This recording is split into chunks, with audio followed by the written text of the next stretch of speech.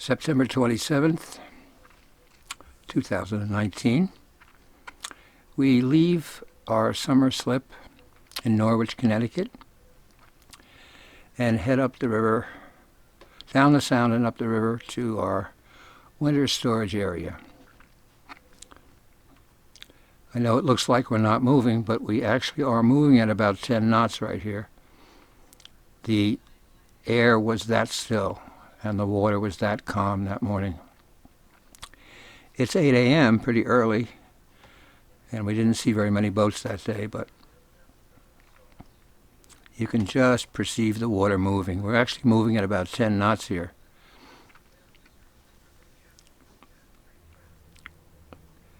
We had one crew member, our friend Stu Nolte, an old boater buddy from long ago. No longer has a boat, but enjoys taking a ride with us once in a while. We didn't see very many other boats this day. It was a Friday. And we were looking for good conditions, unlike what we had last year, which was terrible.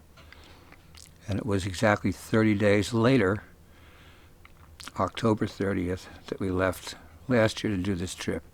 Swore we'd never do it again that late. So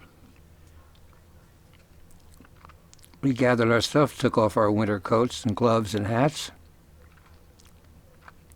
settled down for a ride down the Thames River. Always hate to leave because we like Norwich so much, and we enjoy seeing our friends there during the summer. But, you know, all good things have to come to an end, and this is the end of our boating season for 2019. The building you can see above the tree line to the right of center is the Mohegan Sun, undoubtedly the tallest building in eastern Connecticut now. Not a place we frequent very often, but still, it's pretty impressive inside and very impressive from the outside, particularly from the river. So down we go. We got a tank full of gas. Engines are running perfectly.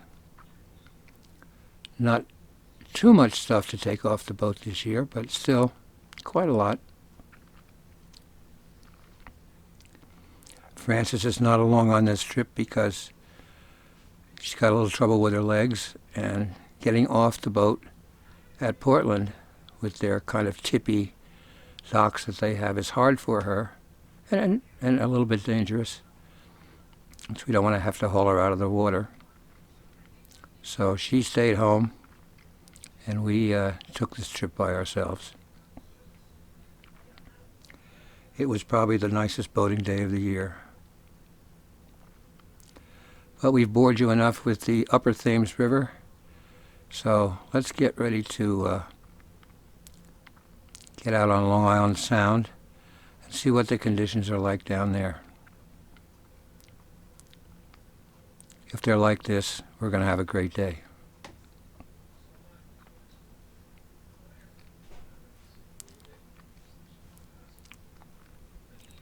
What do you know?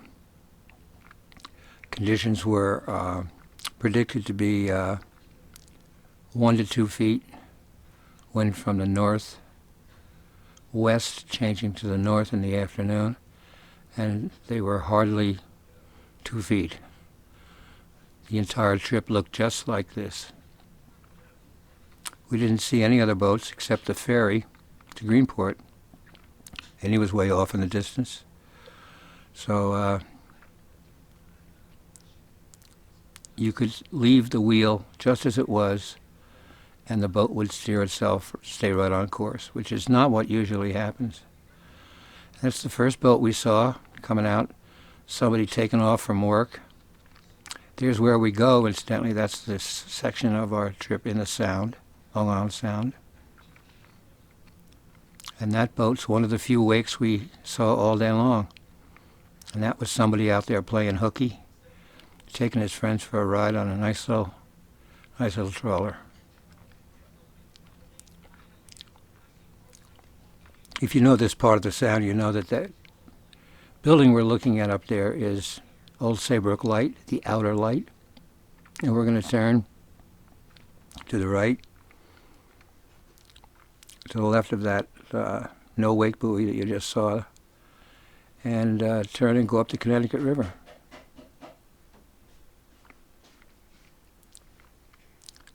Hate to leave it when the conditions are this good, but what the heck. Got to get going eventually. That's Old Saybrook Inner Light. And my assumption is that years ago, many years ago, sailors would line up the two lights and sail up into the Connecticut River. I mean, it makes sense. Why else have two lighthouses that line up like that? Now, this is a no-wake zone. We're traveling at about 13, 14 knots. There's really not a lot of need to slow down at this time of year.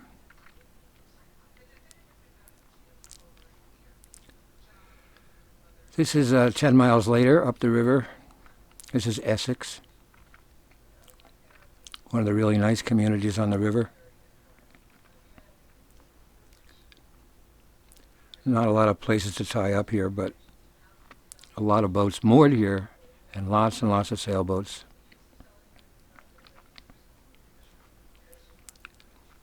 So, as we leave beautiful Old Saybrook this morning, making great time today.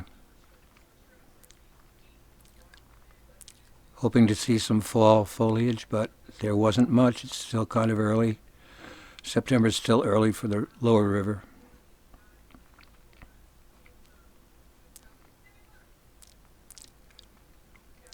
So let's speed this trip up a little bit and let's go to Haddam.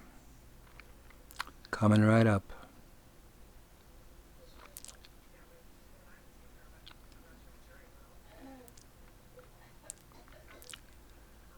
This is Haddam. This is halfway up the river from the Sound to where we're going, although the river goes considerably further.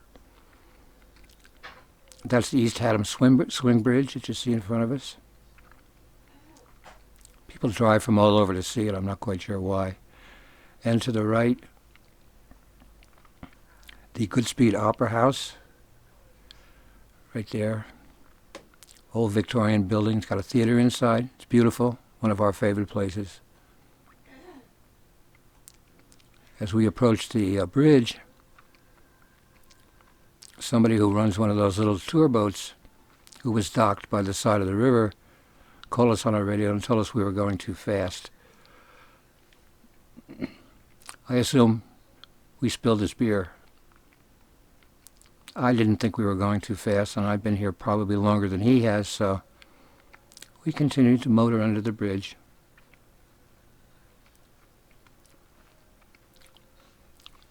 Half our trip's over. This is what we wish the Connecticut River looked like every day. Will we fit? Yes, of course, we always fit. We never even brushed the antennas on the bridge. Even high water in the spring, we still fit.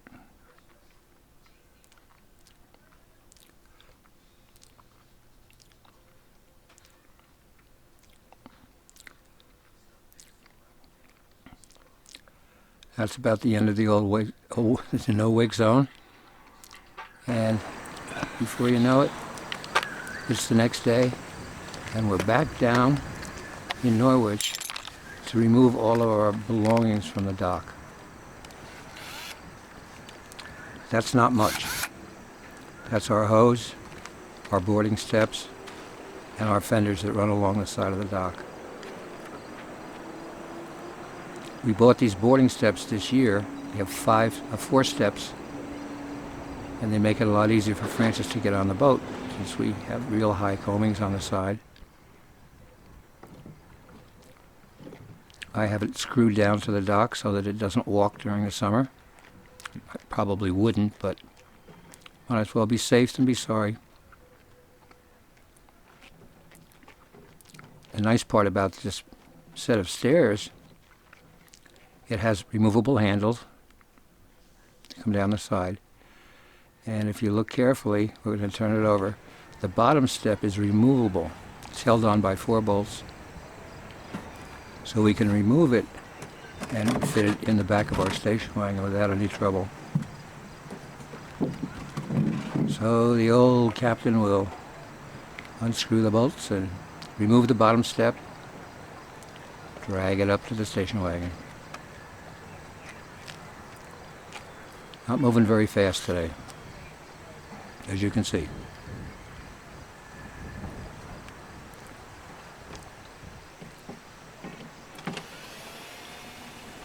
Okay, with that put away, our next step is to remove the fenders that we have lining the dock. They're old, big old black fenders.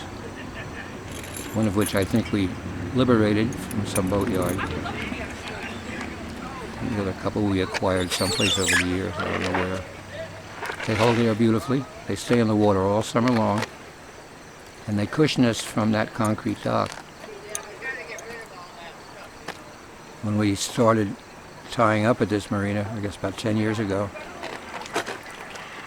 and we put these in, I guess people were really interested. And before we knew it, by the next season, everyone had a string of these things out. Usually not as big as ours, but they had them out anyway. The only problem with them is they're pretty slimy. We have to clean them off at home. Then you got to tie them up so you can fit them in the car. But we get that done every year.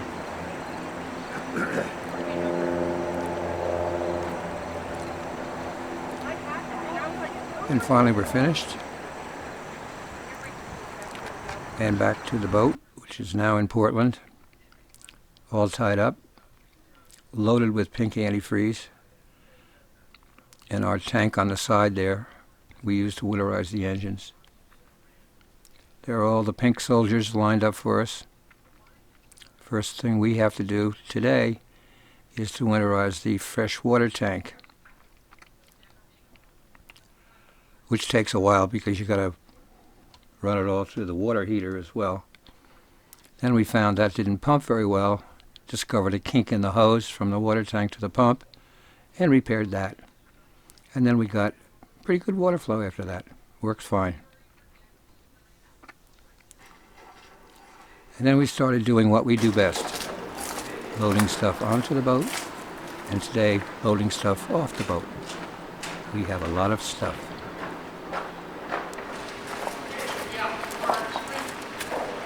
And it's a good long walk from the boat to the car, but that's okay. Here's the first of many boxes.